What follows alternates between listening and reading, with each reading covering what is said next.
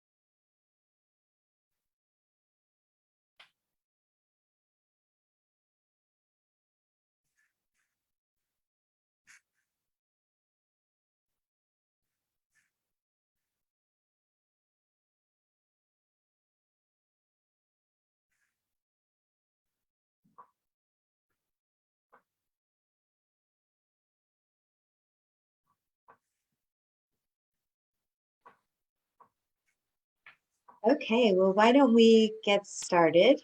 Good evening.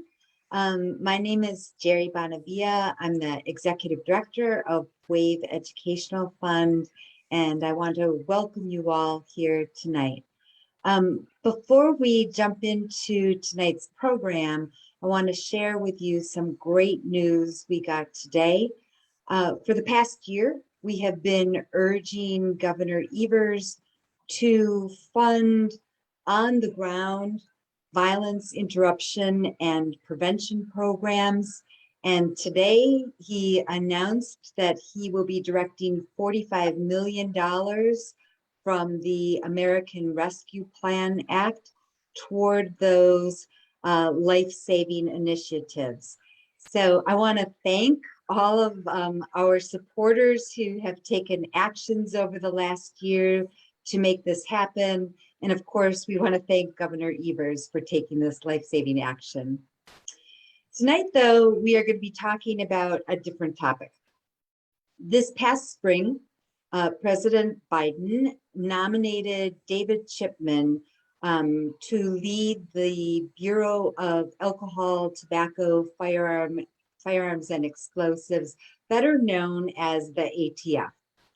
And we were thrilled about this news. The Bureau has been without a permanent director for many years, which has hobbled its effectiveness in providing oversight to the gun industry.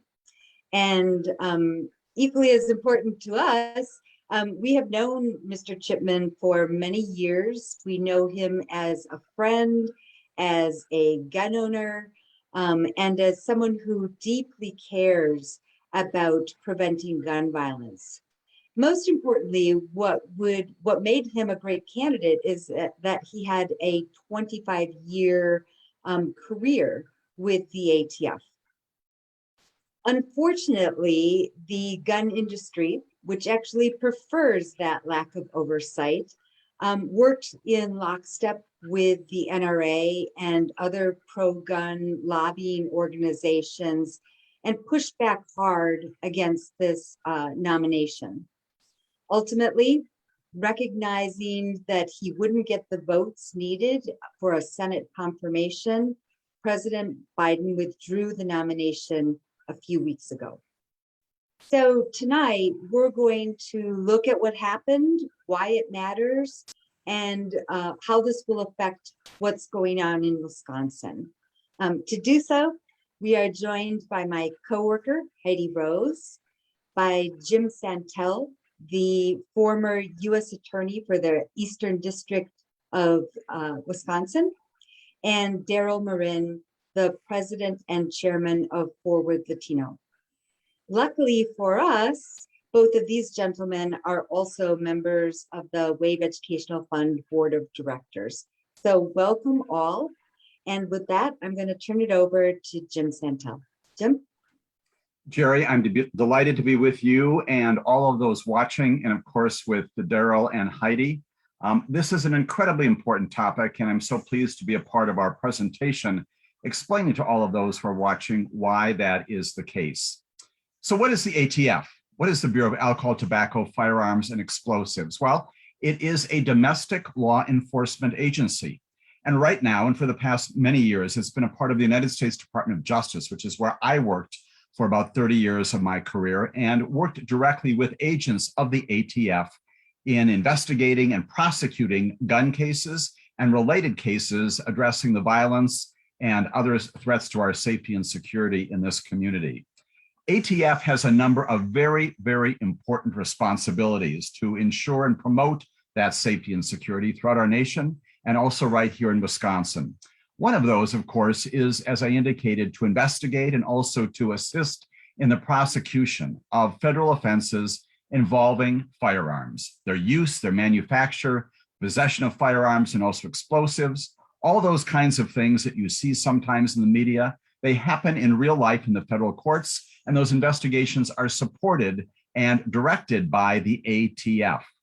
Second, the ATF also has these very important administrative responsibilities when it comes to things like regulating licensing and the mechanisms for sale and possession and transportation of firearms, ammunition, explosives, those kinds of things.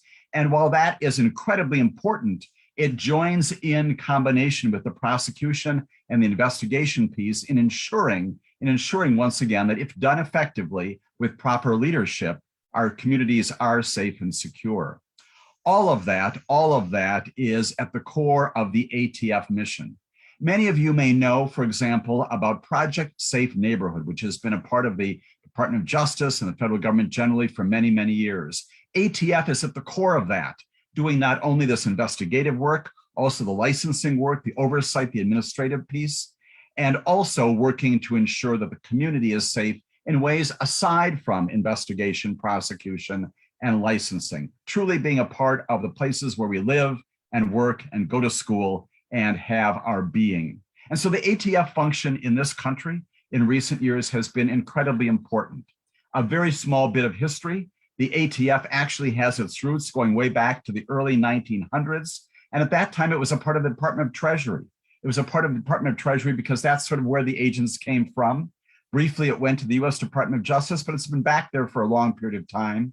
And most recently, following 9/11 and the enactment of the Homeland Security Act, at that time, President Bush and the Congress realigned the ATF to once again encourage its function, promote its effectiveness by placing it inside the Department of Justice, as it was briefly in the past, to ensure that there is accountability to the United States Attorney General, who is the principal and chief federal law enforcement officer for our nation. And it has remained there since that time. And it's through that process that, again, in my prior work as the US Attorney, and for many years before that as an assistant US Attorney, that I engaged with ATF special agents in doing all of this important work.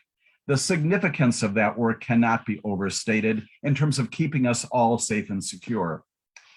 Jerry has already mentioned the impact that the gun lobbies and the NRA have had, not only in terms of trying to affect the nature of our national legislation, but also this very topic. And it turns out that way back in 2006, the National Rifle Association, in combination with members of Congress, actually added a provision to the Patriot Act that required Senate confirmation of the ATF director, including a nominee like David Chipman that Jerry just described. And prior to that, ATF was appointed by an administration, the presidency, without requiring that. Now, why is that significant? Well, not only does it explain the situation with David Chipman and the decision by the president to withdraw his nomination in the wake of this opposition to him, but also it also happens to coincide with the very first year in which we have not had a confirmed director of the ATF, and that goes way back to 2004 and 2006. Why is a director important?